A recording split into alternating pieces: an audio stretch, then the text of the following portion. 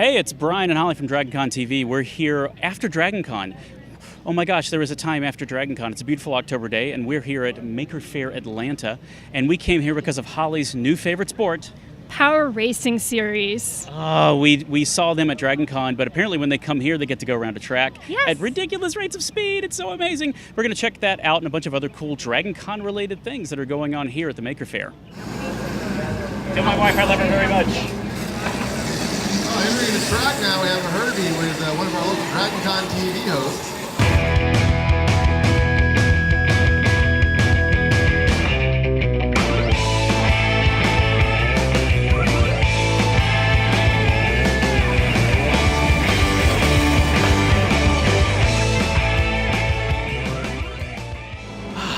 I've survived the great and wonderful sport of power racing.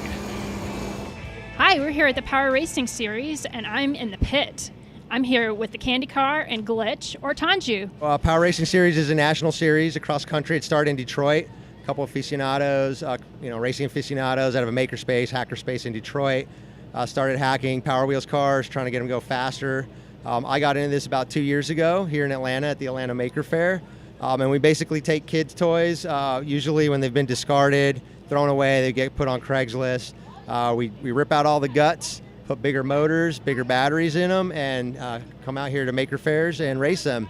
Most cars are running about 24 volts or 36 volts, and at least 1,000 watts, maybe 1,400 watts is the limit.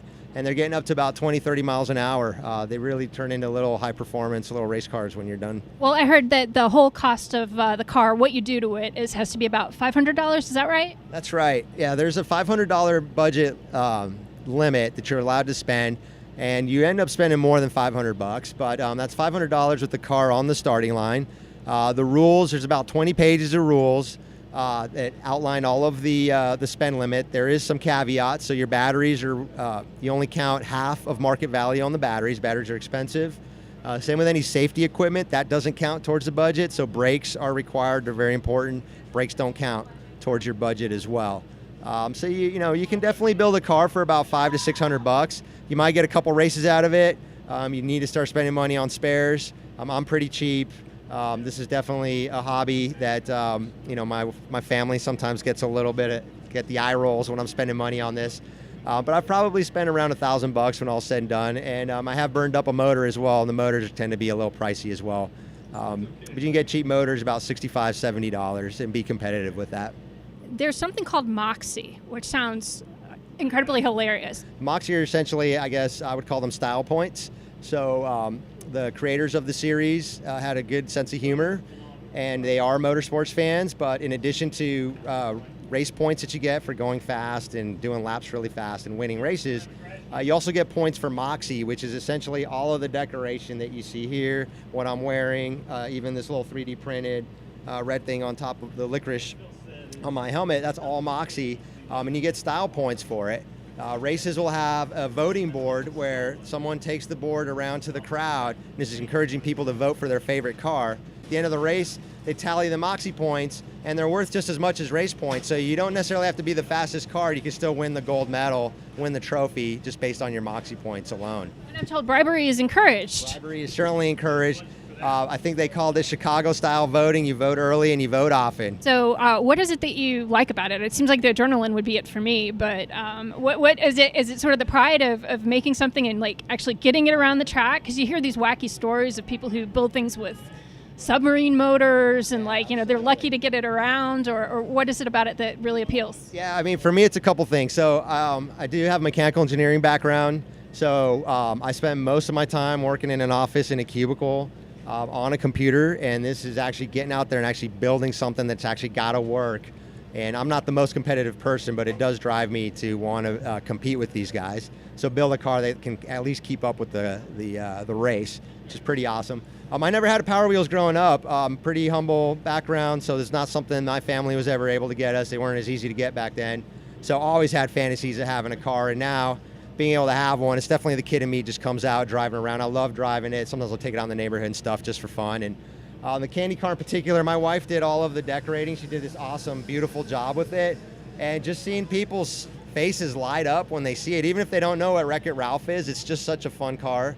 to have, and I love that. So this car is was originally a Barbie Corvette. I think it was like a 1990s vintage because it actually had some steel parts in it when we got it. Got it off of Craigslist.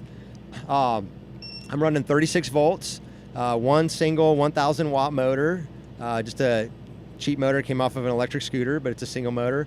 And I'm running a differential transaxle shaft on the back, which lets you turn without dragging the tires. And that came off of a, a lawnmower tractor as well. So it gives you good performance, but it is kind of heavy. Some of the higher performance cars that tend to be winning the races tend to be running two direct drive motors. So that's one motor per each wheel.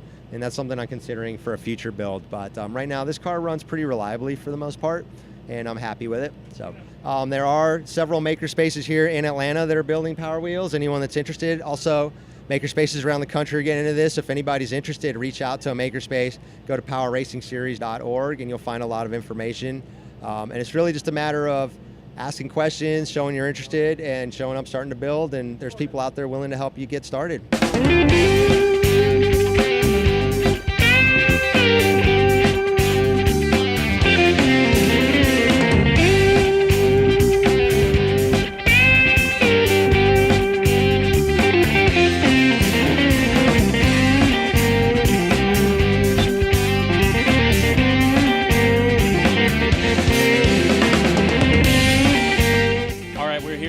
Maker Faire with the winner, Leah. Hey! Nice job. Thank you. You defeated like zombies and everything to make this race happen. Zombies and the Marriott carpet. Although Marriott carpet, I think, had some technical issues and they had to drop out. And that's really the only way I've ever managed to beat the Marriott Chariot is when they have to drop out of the race. I guess, do they have to get reupholstered mid-race? Is that the problem? Yeah, I think the next one's going to be the skid marks. Ooh, I see what you did there. It'll match the skid marks on the road. It will. And that weird carpet that they have now, which is, let's not even talk about that. Let's talk about your wonderful victory. What's under the hood, or I guess under the butt of the wonderful Herbie here? So I am running 3 12-volt batteries, so 36 volts in total. I have 2 scooter motors, motor controllers, blah, blah, blah. And I don't think I even turned on my speed lights. So I won without my speed lights. Yeah. Ooh. Now, do you find that adding the stripes improves the performance of the car without the stripes? Oh, yeah, absolutely. Stripes make it go faster. Stripes make it go faster. And chase lights make it go even faster. Ooh. If the chase lights were on, it wouldn't have even been close. Thanks for keeping them off so you make a competitive race today. Yeah, I like a good tense race. Well, thanks for putting on a great show for us, and congratulations on your well-earned victory.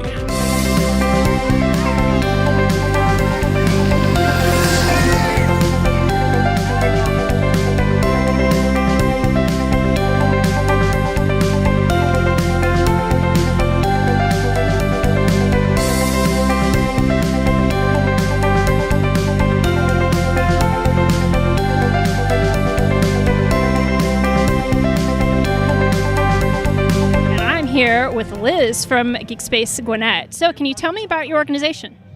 Oh, but what to say? So we are a huge collective of makers, and we're a nonprofit organization in Lawrenceville, Georgia. And we do everything from R2 to mechs to cosplay to work with Raspberry Pis, welding, everything under the sun, anything that our members want to work on and learn how to do. That's basically what we do. We're member-driven, member-supported. We have classes that we offer at the space so people who are non-members can come in and learn the same things that we're learning too.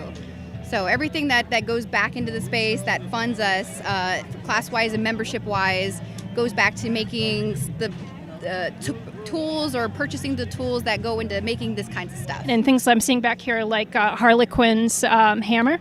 Oh, yeah, that's my Harley Quinn hammer. I'm in love with it. It's one of my favorite builds so far. It's like a twisted carnival Harley Quinn, and so it's got the Joker's face on it, and it's actually empty on the inside because with DragonCon, actually, I'm in love with DragonCon, so I make everything year-round, focus on my DragonCon-ness, what I'm going to do. And so it's empty, so I put up my purse, and I can put all my stuff and other adult beverages, perhaps. So, yeah. And can you tell me about R2-D2? R2 is actually made by one of our makers, and he is actually part of the 501st, and so he kind of flips spots back and forth. He goes to the 501st, and then he's also part of the R2 Builders Club, and he's part of our space, and he brings a lot of knowledge. And honestly, we tap him a lot for his expertise in things, and he loves it. He loves giving back. We're not just a collective of people to, just hobbyists. I mean, we are. But we're a maker space family. Like we always say that it's like the family at Geek Space, and so we've become that really close community that we're not just people that are living and residing in the space, but we're like it's our second or third family. Hey, it's Brian, finding some shade here at a beautiful Decatur Maker Faire day. I'm here with Valerie from the Robotics and Maker Track at DragonCon. Hey! Hi. So thanks for coming out to a place you probably would have shown up to even if we didn't ask you to do this thing. It's a nice day for it. Yeah, how is the making this year? Well, this is actually the first event that I've been to this weekend, but it's very entertaining so far. So Jason, Julie, and Mike, thanks for coming back. We had you on DragonCon Live earlier, and you couldn't tell us anything about your robot battling, but now we have revealed that you were moderately successful in your robot battling. Tell us, Julie, how did you do? We got second place. I love the variety of weaponry and remains of robot. It seems like some of your robots are just here for display purposes and are no longer in the fighting league. That's true. Some of the parts got a little too wrecked for us to bring them back if there's a third season.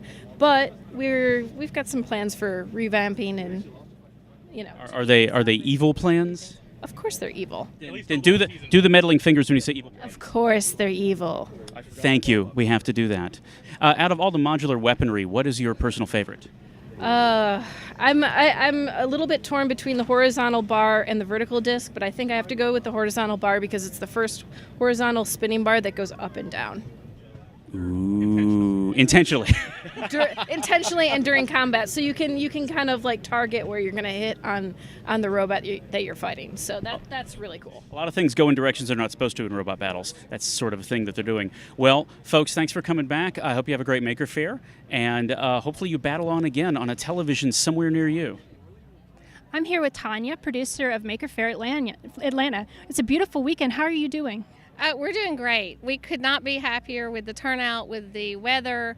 All of our makers are really happy, and I think everyone who's attended today has had a great time. We're really grateful to the city of Decatur. They are so supportive of our event every year, and we really appreciate that.